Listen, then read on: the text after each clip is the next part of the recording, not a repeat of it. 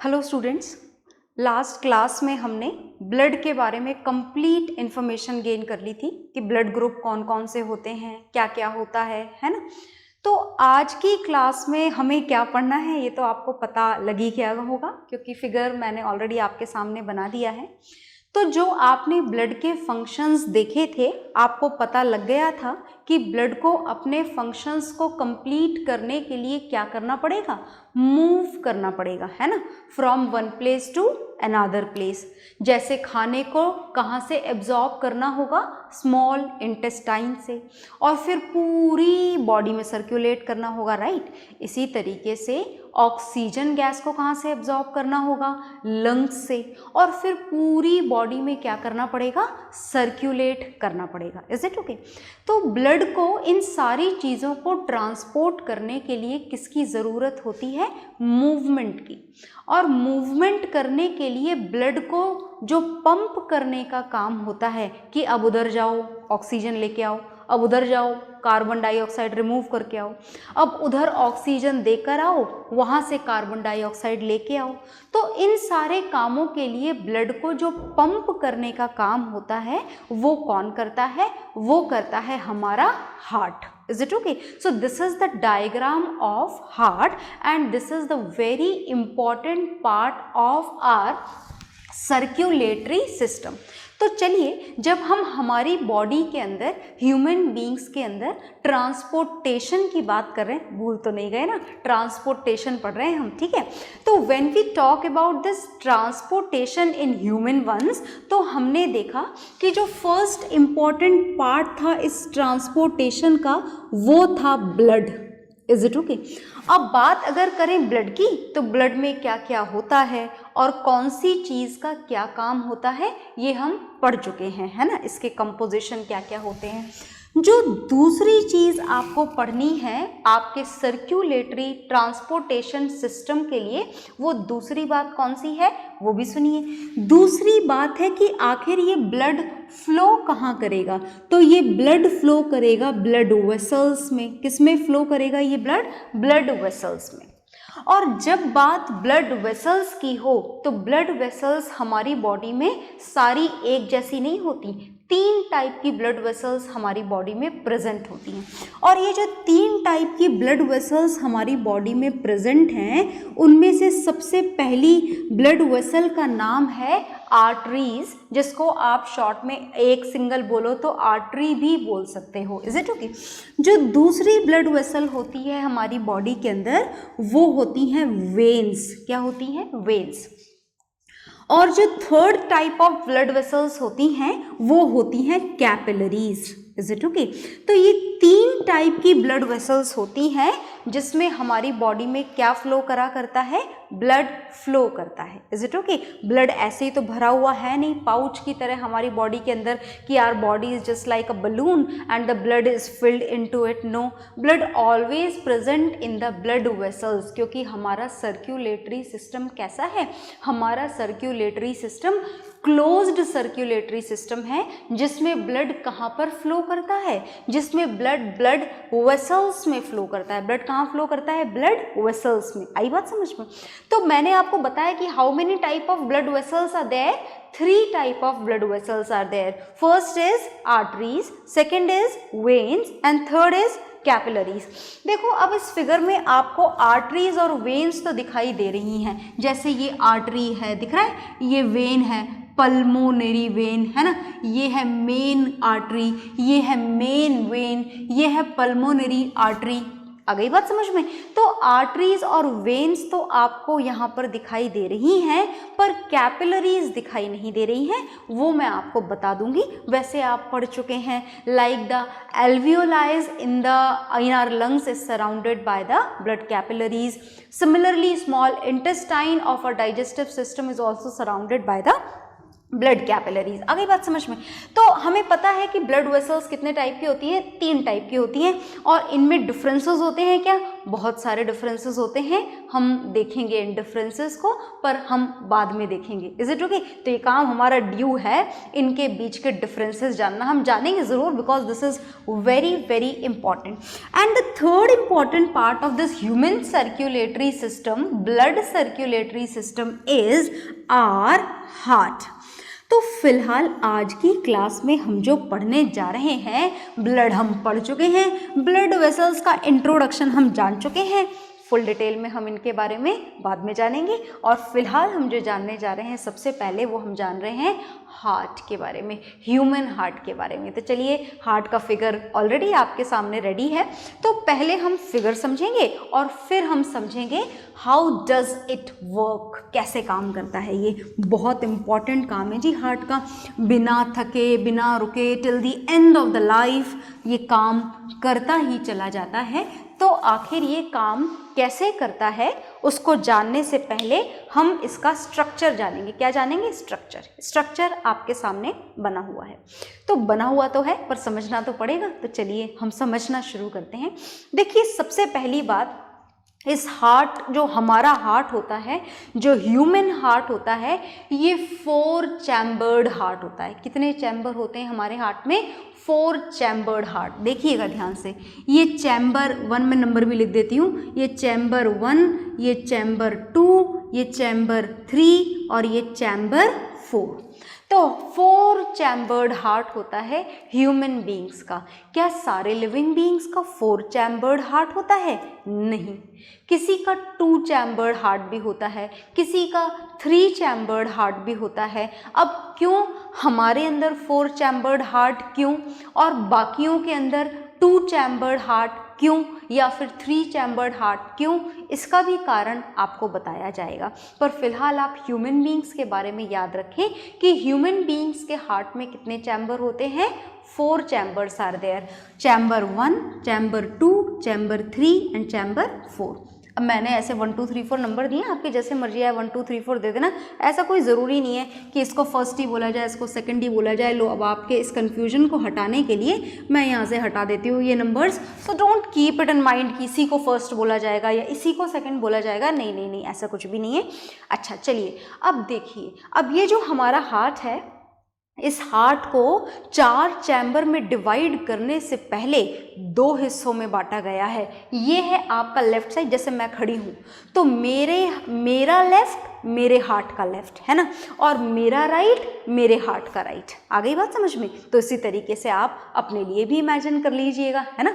अब इधर देखो, यहाँ पर देखिए, ये है हार्ट का लेफ्ट साइड, लिखा भी हुआ है यहाँ पर, this is the left side of heart and this is the right part of the heart, so this is right side of heart. Okay, चलें आगे। अच्छा, अब एक बात और जानिए कि आखिर हमारे हार्ट को लेफ्ट साइड और राइट साइड में डिवाइड किसने किया? तो चलिए, दिख रही है वो लेयर आपको सामने, ये रही बीच वाली लेयर, और क्या नाम है इस बीच वाली लेयर का? सेप्टम।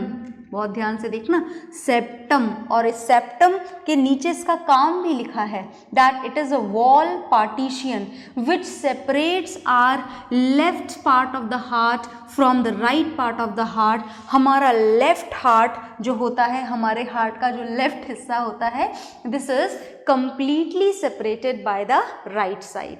ये दोनों एक दूसरे से पूरी तरीके से सेपरेटेड होते हैं। और अगर आपसे पूछा जाए कि what is the need of this separation, क्या ज़रूरत है सेपरेशन की? हार्ट ही तो है, एक ही ह्यूमन बीइंग का है। Then what is the need of this separation of this heart into 2 parts? First is left and second is right, which is done by this wall which is known as septum. तो इसका कारण हमको जानना है और हम थोड़ी देर बाद जानेंगे, क्योंकि अभी हमें वो कारण समझ में नहीं आएगा। आगे चलिए। अब ये जो हार्ट है, this is completely protected by a layer. पहले तो देखो, ये मस्क्यूलर वॉल बनी हुई है, दिख रही है ये मस्क्यूलर वॉल, ये रही। मैं यहाँ पे ऐसे और लेबल कर देती हूँ ताकि आपको अच्छे से दिख जाए। तो ये जो मस्क्यूलर वॉल है, इसका क्या काम है? इसका काम है हमारे हार्ट को प्रोटेक्ट करना।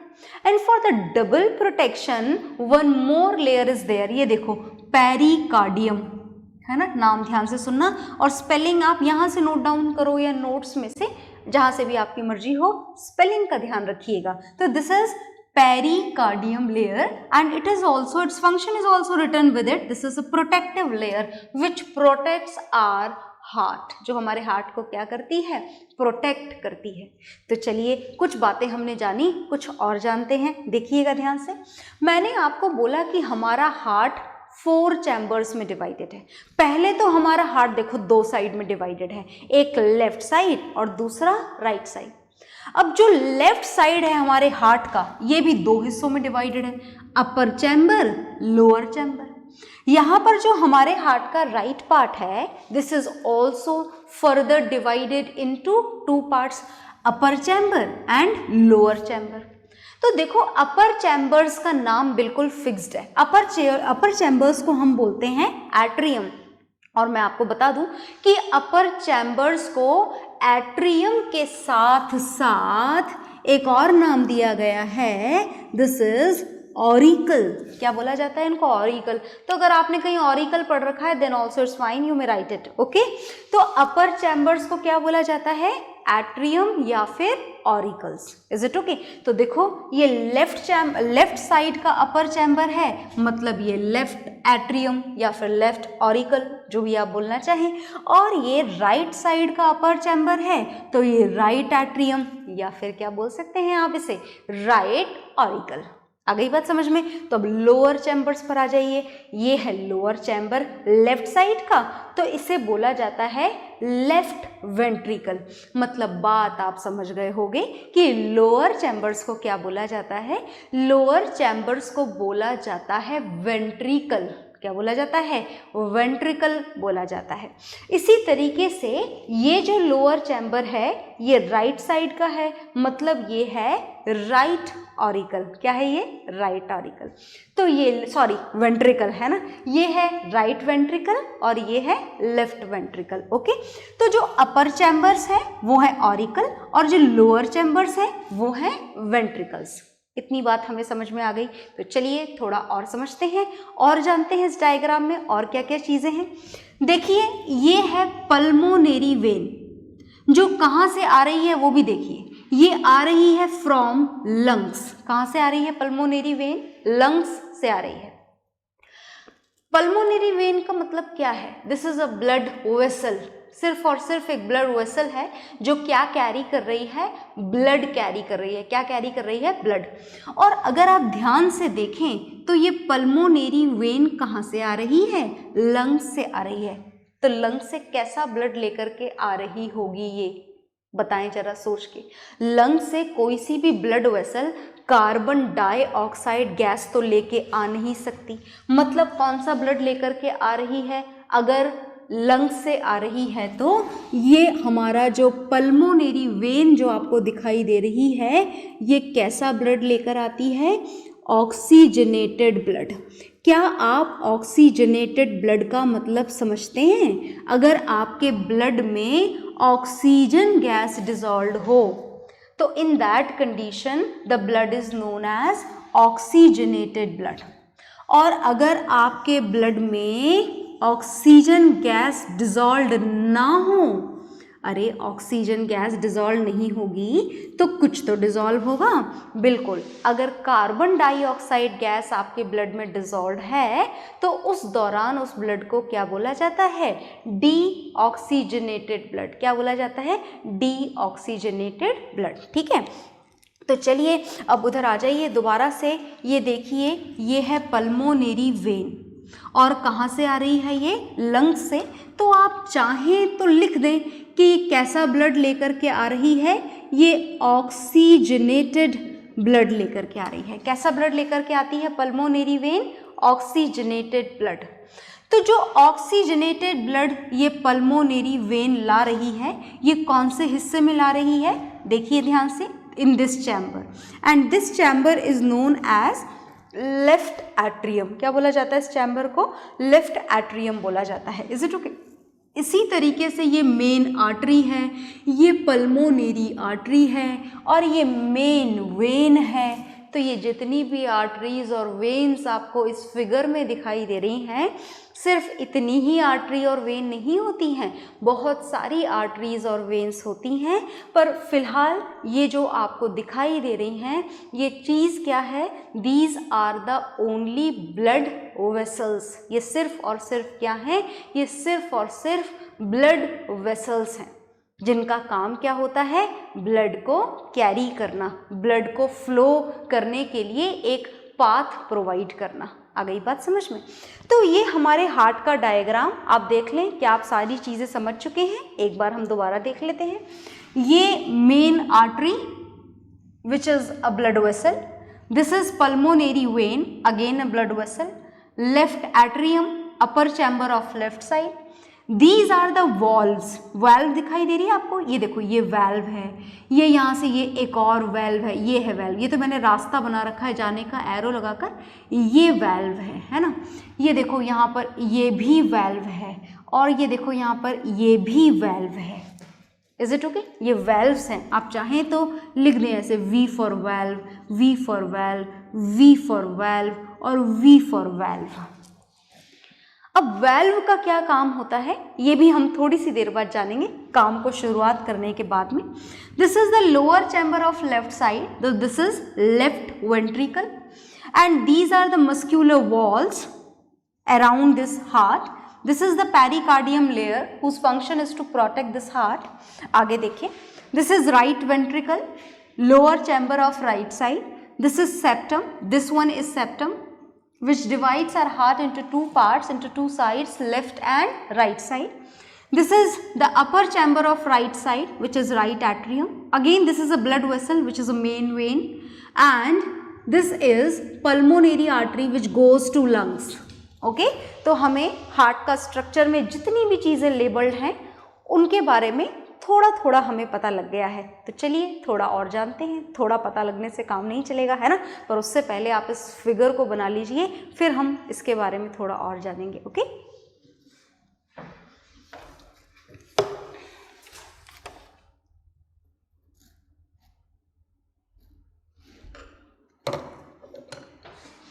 हाँ जी, तो ये फिगर आपने बना लिया होगा। अब मैं यहाँ से इसको रफ करने जा रही हूँ, और अब हमें क्या समझना है, ये फिगर आपने बना लिया, फिर भी मुझे अभी इसको यहीं पर बने रहने देना है। सुनिएगा आप ध्यान से कि हमको आगे क्या जानना है। हमें रास्ता जानना है हमारे ब्लड के फ्लो का। तो बहुत ध्यान से सुनिए। सबसे पहले ये पल्मोनरी वेन से हम शुरुआत करते हैं। इसका ये मतलब नहीं है कि काम की शुरुआत यहीं से होती है, आप चाहें तो यहाँ से भी शुरू कर सकते हैं। मैं पल्मोनरी वेन से स्टार्ट कर रही हूँ, तो सुनिएगा ध्यान से। ये है आपकी पल्मोनरी वेन, दिखाई दे रही है सारे बच्चों को? ये जो पल्मोनरी, ये वाली वेन है ना, ये पल्मोनरी वेन यहाँ से एंटर हो रही है पल्मोनरी वेन। तो ये जो पल्मोनरी वेन है, ये ब्लड लेकर के आ रही है। कैसा ब्लड ला रही है? Oxygenated blood. कहाँ से ला रही है? लंग्स में से। मतलब ये जो पल्मोनरी वेन लेकर आ रही है, वो कैसा ब्लड ला रही है? ऑक्सीजनेटेड। कहाँ से ला रही है? लंग्स में से। और जब ये ब्लड अंदर लाती है, उस वक्त ये एट्रियम कैसा होना चाहिए? बिल्कुल रिलैक्स्ड। रिलैक्स्ड का मतलब समझे? एक्सपेंडेड। बड़ा होना चाहिए ना इसका वॉल्यूम, तभी तो ब्लड अंदर आएगा, वरना कैसे आएगा? अगर ये खुद ही कॉन्ट्रैक्ट होकर के सिकुड़ के बैठा हुआ है लेफ्ट एट्रियम, तो इसमें ब्लड आने का कोई चांस नहीं है। तो इसका मतलब ये हुआ कि इफ़ वी स्टार्ट, यहाँ से स्टार्ट करते हैं, if we start with the vein, कौन सी वेन है वो है पल्मोनरी वेन। और ये जो पल्मोनरी वेन है, ये सबसे पहले कौन सा ब्लड लेकर के आई? Oxygenated blood. और ऑक्सीजनेटेड ब्लड सबसे पहले कहाँ पहुँचा? सबसे पहले ऑक्सीजनेटेड ब्लड पहुँचा लेफ्ट एट्रियम में। कहाँ पहुँचा? लेफ्ट एट्रियम में। Is it okay? और लिखो जी, सिर्फ लेफ्ट एट्रियम नहीं, आप लिखो ये पहुँचा रिलैक्स्ड लेफ्ट एट्रियम में। कैसे लेफ्ट एट्रियम में पहुंचा? रिलैक्स्ड लेफ्ट एट्रियम में पहुंचा। कैसा ब्लड पहुंचा? ऑक्सीजनेटेड। कौन लाया? Pulmonary vein. अच्छा, अब मैं जो बोलने जा रही हूँ ना वो ध्यान से सुनना। देखो हमारी बॉडी में जो वेन्स होती हैं, वेन्स, बहुत ध्यान से सुनना क्योंकि मैं लिख नहीं रही हूँ, सिर्फ सुनना है आपको ध्यान से। तो हमारी बॉडी में जो वेन्स होती हैं they always carry deoxygenated blood. ये सबसे खास बात होती है वेन्स की। समझ में आया मैंने क्या बोला? मैंने बोला कि हमारी बॉडी में जितनी भी वेन्स हैं वो कैसा ब्लड कैरी करती हैं? They always carry deoxygenated blood. यहाँ तो उल्टी हो गई कहानी। ये पल्मोनरी वेन तो कैसा ब्लड लेकर आ रही है? Oxygenated blood. कहाँ से ला रही है? लंग्स में से। और कहाँ पहुँचा रही है? रिलैक्स्ड लेफ्ट एट्रियम में। तो बहुत अच्छे से याद रखिएगा कि this pulmonary vein is the only when which carry oxygenated blood in our body. Except this pulmonary vein, all the remaining veins in our body always carry which type of blood? Deoxygenated blood. भूलिएगा मत इस बात को, ठीक है? चलिए तो फिर आगे चलते हैं। तो हमने यहाँ पर पल्मोनरी वेन से शुरुआत करी और पल्मोनरी वेन कैसा ब्लड लेकर के आई? ऑक्सीजनेटेड। कहाँ पहुँचा दिया? लेफ्ट एट्रियम में। कैसा है लेफ्ट एट्रियम? बिल्कुल रिलैक्स्ड। ओके, तो चलिए आगे चलते हैं। आगे देखिएगा। अब देखिए ये वाल्व है, यहाँ पर दिख रही है वाल्व, दिख रही है आपको? यहाँ पर ये इनलेट वाल्व है जो अंदर पुश करती है किसी भी चीज़ को। अब क्या होगा? ये तो रिलैक्स था पहले, अब इसमें ब्लड आ चुका है। अब ये जो लेफ्ट एट्रियम है ये कॉन्ट्रैक्ट होगा, और जब ये कॉन्ट्रैक्ट होगा तो ब्लड इधर पुश होगा। किधर पुश होगा? इधर। ये कौन सा एरिया है? Left ventricle. कैसा एरिया है? कौन सा एरिया है? Left ventricle. तो अब लेफ्ट वेंट्रिकल में पहुंचेगा कौन सा ब्लड पहुंचेगा? Definitely oxygenated. कौन सा ब्लड पहुंचेगा? Oxygenated blood. तो ये ऑक्सीजनेटेड ब्लड अब कहाँ पहुंच गया है? यहाँ। यहाँ का मतलब कहाँ? लेफ्ट वेंट्रिकल में। मतलब इसको यहाँ पहुँचाने के लिए लेफ्ट एट्रियम क्या हुआ? कॉन्ट्रैक्ट। तो उसने ब्लड को क्या करा? पुश करा। किधर पुश करा? Towards the left ventricle. So the blood enters now in the left ventricle. आ गई बात समझ में? तो अच्छा, ये वाल्व का क्या काम है? जैसे यहाँ पर ऑक्सीजनेटेड ब्लड एक बार लेफ्ट वेंट्रिकल में एंटर हो जाए, ये वाल्व क्लोज हो जाती है। क्या हो जाती है? क्लोज। ताकि ये वाला ऑक्सीजनेटेड ब्लड किसी भी कंडीशन में दोबारा से लेफ्ट एट्रियम में ना जाए। उसके लिए ये जो वाल्व आपको दिखाई दे रही है ये क्या हो जाती है? क्लोज हो जाती है। क्या हो जाती है? क्लोज हो जाती है। आ गई बात समझ में? तो वाल्व का काम समझ में आया? वाल्व का काम है it prevents the back flow of blood. क्या करती है वाल्व? जो ब्लड है उस ब्लड का बैक फ्लो को प्रिवेंट करती है ना? तो ये पल्मोनरी वेन के अंदर जो ये वाल्व लगी हुई है ये अब दोबारा से इस ऑक्सीजनेटेड ब्लड को जो लेफ्ट वेंट्रिकल में एंटर हो चुका है उसे किसी भी कंडीशन में दोबारा लेफ्ट एट्रियम में नहीं जाने देगी। आ गई बात समझ में? तो चलिए अब आगे चलते हैं। भाई अब जो ऑक्सीजनेटेड ब्लड है वो कहाँ एंटर हो चुका है?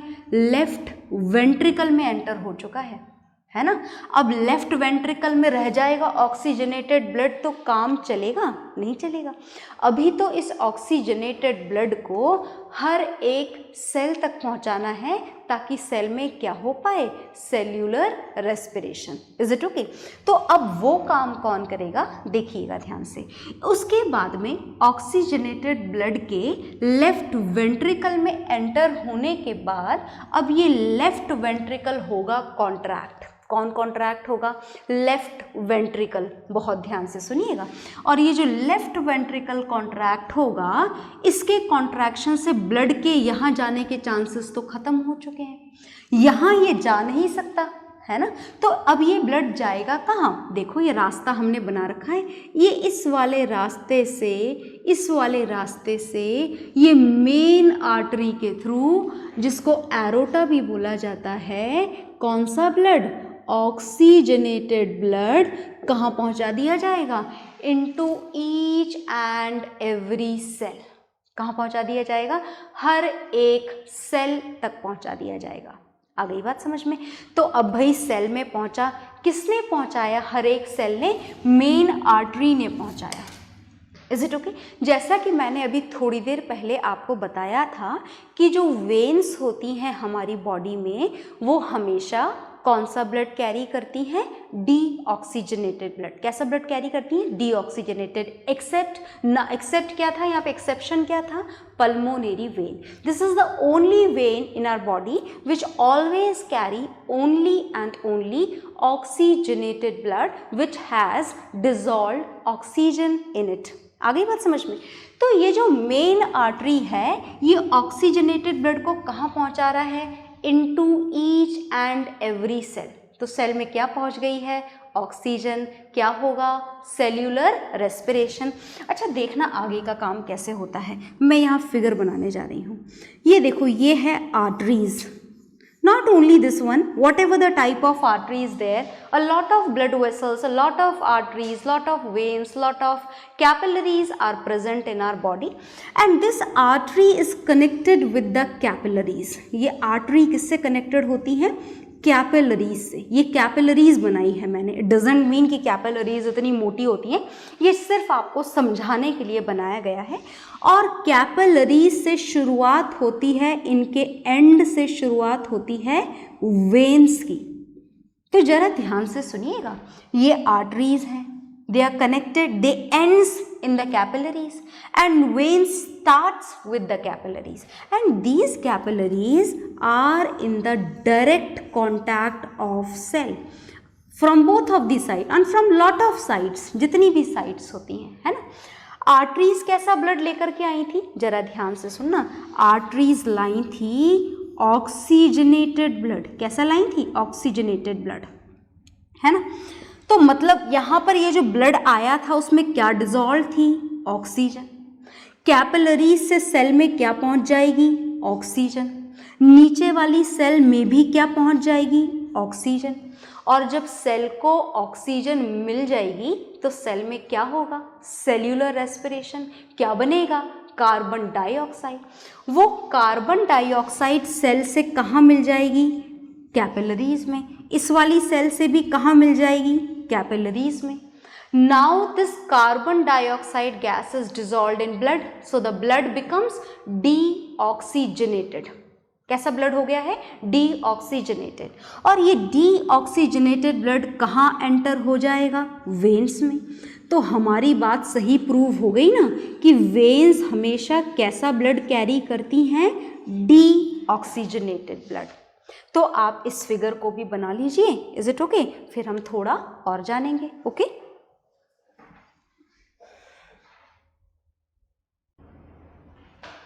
हाँ जी, तो आपने ये ड्रॉ कर लिया होगा और समझ में आ गया होगा आपको कि जो आर्टरीज हैं ये कौन सा ब्लड लेकर आई? ऑक्सीजनेटेड।